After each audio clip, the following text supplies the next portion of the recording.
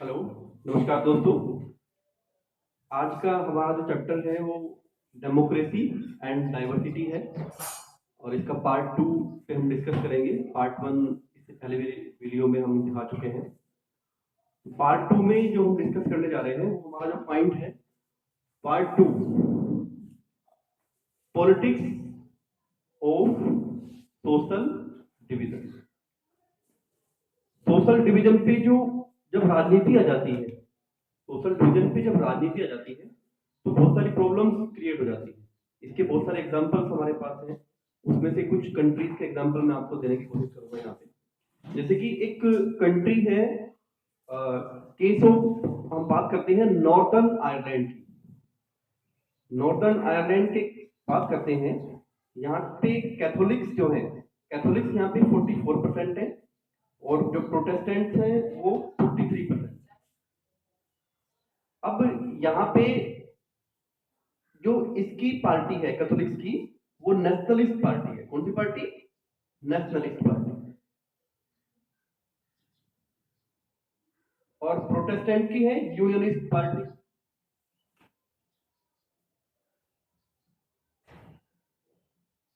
Unionist party.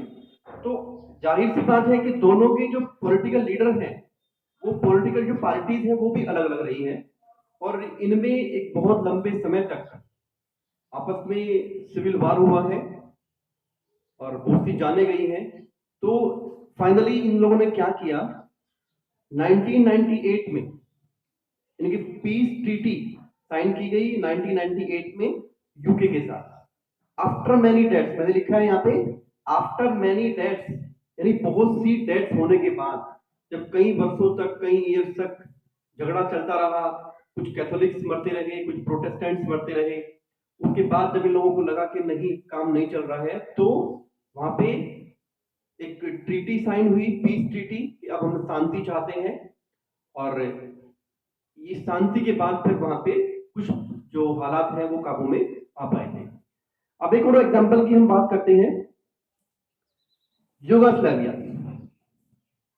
Yugoslavia में भी एक बार ऐसी कंडीशन आई और युगोस्लाविया में जब ऐसी कंडीशन आई सोशल डिवीजन की, तो वहां पे उस कंट्री को कम्युनिटी के अकॉर्डिंग 6 कंट्रीज में डिवाइड करना पड़ा। यानी ऐसे हालात युगोस्लाविया के अंदर, ऐसे हालात, ऐसी कंडीशन बन गई थी कि युगोस्लाविया को वहां की के पॉलिटिशियन ने जो कम्युनिटी बनाई हुई थी, वहां के जो अलग अलग कम्युनिटी के लोग थे, तो उस कम्युनिटी के अकॉर्डिंग 6 पार्ट में, कास्ट के हिसाब से 6 पार्ट में उस कंट्री का डिवीजन करना था, तब जाके वहां पे हालात काबू में थे।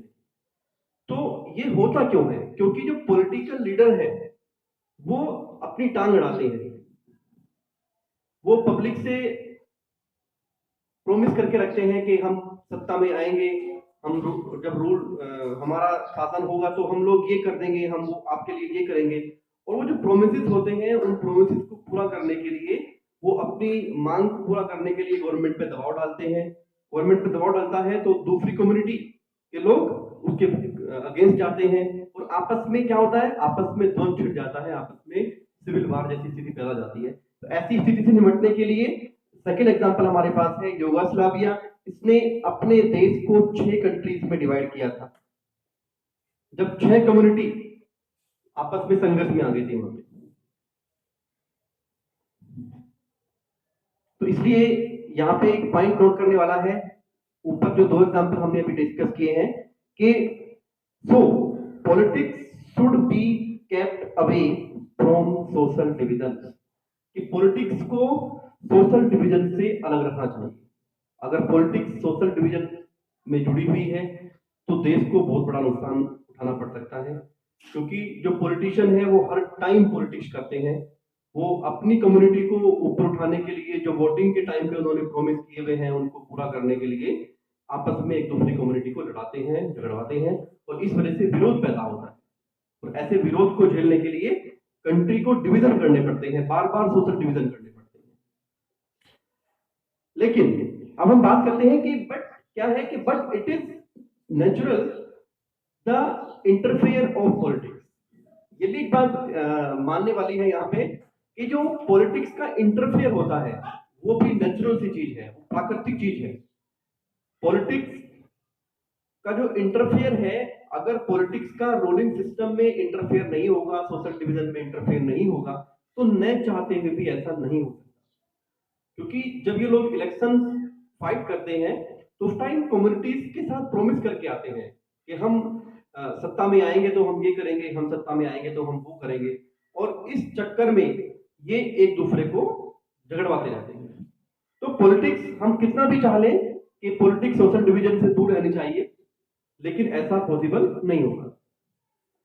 अब हम बात करते हैं three main factors that determine outcome. Three factors that determine outcomes. वो तीन मुख्य फैक्टर, तीन फैक्टर्स क्या हैं जिनकी वजह से हम मान सकते हैं कि अगर इन बातों का ध्यान रखा जाए तो सोशल डिवीजन जैसी स्थिति कंट्री में नहीं आएगी, बार बार कंट्री में विद्रोह पैदा नहीं होगा, सिविल वार जैसी स्थिति नहीं आएगी। तो वो कौन सी बातें हैं, हम पॉइंट टू पॉइंट डिस्कस करेंगे। Role of identity. First point है रोल ऑफ आइडेंटिटी। सपोज कीजिए एक महाराष्ट्र के अंदर मराठी लोग रहते हैं, अगर वो अपने आप को मराठी मानते हैं तो दैट इज अ प्रॉब्लम। अगर तमिलनाडु में रहने वाले पीपल अपने आप को तमिल मानते हैं तो दैट इज अ प्रॉब्लम। अगर वो अपने आप को इंडियन मानते हैं तो we can understand that we are going good, कि हम ठीक चल रहे हैं। क्योंकि जब तक हमारे अंदर, हम किसी भी एक कंट्री के अंदर कितने भी स्टेट हो, लेकिन जब तक हमारे अंदर राष्ट्रवाद की भावना, नेशनलिज्म की जो फीलिंग्स है, जो थीम है अंदर नहीं होगी, तब तक ये सिविल वार जैसी स्थिति, झगड़े जैसी स्थिति देश में बनी रहती है। तो सबसे पहली स्थिति है कि जो वहां के लोग हैं, जो अलग अलग स्टेट के लोग हैं, उनकी जो अपनी इमोशंस है वो अपने स्टेट के प्रति ज्यादा है या राष्ट्र के प्रति ज्यादा है। तो रोल ऑफ आइडेंटिटी का मतलब है कि हर प्रत्येक राज्य, प्रत्येक स्टेट के जो पीपल है, प्रत्येक राज्य के जो लोग हैं, उनके अंदर राष्ट्रहित की भावना होनी चाहिए और नेशनलिज्म की भावना होनी चाहिए। नेक्स्ट हम बात करते हैं role of political leaders. Role of political leaders. Role of political leaders का मतलब क्या है कि जो पॉलिटिकल लीडर्स होते हैं, जो राजनेता होते हैं, वो पॉलिटिकल लीडर किस टाइप के हैं। जब वो वोटिंग के लिए जाते हैं इलेक्शंस में, वो पब्लिक से किस तरह के प्रोमिस करके आते हैं। क्या वो ऐसे प्रोमिस करके आते हैं कि मैं सत्ता में आऊंगा तो मैं आपकी कम्युनिटी को, आपके इस स्पेशल सेक्शन को, सोशल सेक्शन को ये राइट दिलवाऊंगा। अगर इस तरह की थिंकिंग लेके पॉलिटिकल लीडर्स वर्क करना चाहते हैं तो समाज में विघटन निश्चित है, दैट इज डेफिनेट। अगर विघटन, अगर हमारे जो राजनेता है, पॉलिटिकल लीडर्स हैं, उनके अंदर ऐसी फीलिंग्स है कि मैं सिर्फ अपने समुदाय, अपनी कम्युनिटी का ही भला चाहता हूं, तो विघटन निश्चित है, वहां पे सोशल डिवीजन निश्चित है, और ऐसे देश में कभी शांति नहीं रह सकती। थर्ड पॉइंट है role of government. Role of government, equality to all majority and minority. किसी भी कंट्री की जो गवर्नमेंट होती है, उसका सबसे पहला जो कह सकते हैं कि जो फर्ज बनता है, जो ड्यूटी बनती है, वो ये बनती है कि उस कंट्री के अंदर चाहे कोई भी कम्युनिटी 15% में हो, एक कम्युनिटी 85% में हो, उसे सबके साथ, सबके उनके मानवाधिकारों का हनन नहीं करना चाहिए, सबके साथ मिलजुल के काम करना चाहिए। ऐसे एग्जांपल्स मैं आपको दे सकता हूं। हमने जो फर्स्ट चैप्टर पढ़ा था पावर शेयरिंग, वहां पे हमने दो एग्जांपल दिए थे। एक श्रीलंका की गवर्नमेंट है, वहां पे सिन्हाला कम्युनिटी के पॉलिटिकल लीडर्स ने हमेशा सिन्हाला कम्युनिटी की ही भलाई चाहिए, तमिल्स को पीछे डाल के रखा, तो इसी वजह से आज सिविल वार जैसी स्थिति श्रीलंका के अंदर बनी। दूसरा कंट्री था ब्राजील। ब्राजील ने भले ही वहां पे सोशल डिवीजन में 56 या 48% का रेशो था, लेकिन फिर भी उन्होंने कभी एक सिंगल कम्युनिटी के लोगों के लिए कभी ज्यादा उसको राइट्स, ऐसा नहीं किया कि उसको राइट्स ज्यादा दे दिए, उसको कम दे दिए, उन्होंने इक्वलिटी रखी। और आज यही कारण है कि ब्राजील वर्ल्ड के अंदर एक ग्रोइंग कंट्री के अंदर आता है। वहां पे कोई सिविल वार जैसी स्थिति नहीं है, वहां पे गृह युद्ध नहीं छिड़ते, वहां की जनता आपस में नहीं लड़ती। क्यों? बिकॉज गवर्नमेंट ने हैंडल करने की कोशिश की है, गवर्नमेंट ने कभी पक्षपात नहीं किया है। तो इसी तरह से आज हमारे पास जो बेल्जियम है, बेल्जियम एक बहुत अच्छा इसका एग्जाम्पल है। तो अब ये था कंप्लीट चैप्टर। मैंने कोशिश करी है वैसे हर बात को क्लियर करने की, लेकिन फिर भी आपको लगता है कि कोई क्वेश्चन आपका है तो कमेंट सेक्शन में मुझे कमेंट कर सकते हैं, और I will try my best कि मैं आपके हर क्वेश्चन का वहां पे आंसर दे सकूं। तो इसी के साथ दोबारा फिर मिलते हैं अगली वीडियो में। तब तक के लिए जय हिंद, जय भारत।